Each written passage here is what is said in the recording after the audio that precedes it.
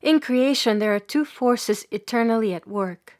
The law of repulsion that pulls everything away from God through the ego's staunch identification with the body and with its idolatrous identification with the blind greed of the senses.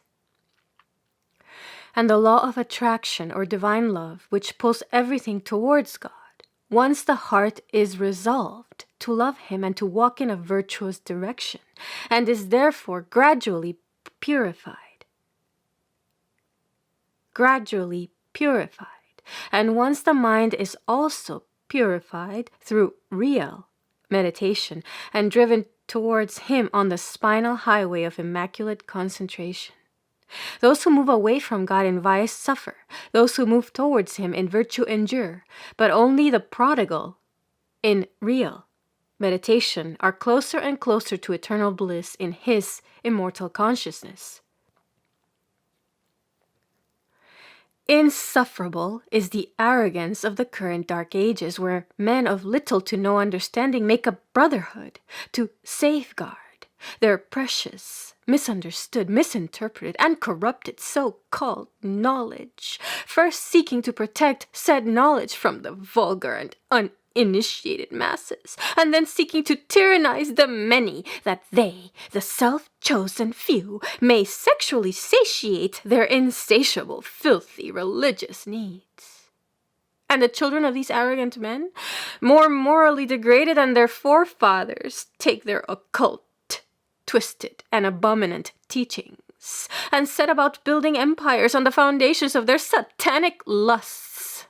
And for a time they succeed. For the ignorant, spiritually negligent, sensually addicted masses are easy to manipulate with fear, easy to enslave with sex, easy to degrade with mindlessness, easy to poison with trash that passes off as food, toxic waste that passes off as water, lethal radiation that passes off as air, and then some. And most importantly, they're easy to crush with inculcated hopelessness, and easy to brainwash with a tax-funded amoral education. But worry not, forgetful children of God, for here comes the infallible cosmic law to the resplendent 20th century rescue. God's merciful enforcer of karma, the perennial punisher, to give the mafia brotherhood of evil little men the shock of their wasted, blood-lusting generations, and to give the godless masses a dose of much-needed discipline in the form of relentless pain. For now everyone will reap what they have sown without fail. And they shall once again know that the biblical horrors that are upon them are of their own making. And they shall once again know the meaning of the straight and narrow way. And they shall once again know that salvation from the misery of human existence comes. And they shall once again know that salvation from the misery of human existence comes to those who work to become saints. The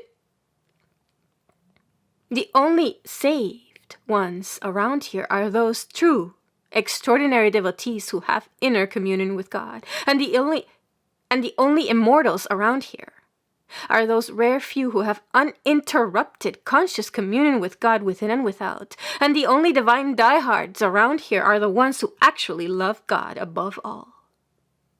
God said, "Suffer little children to come unto me, and forbid them not, for of such is the kingdom of God."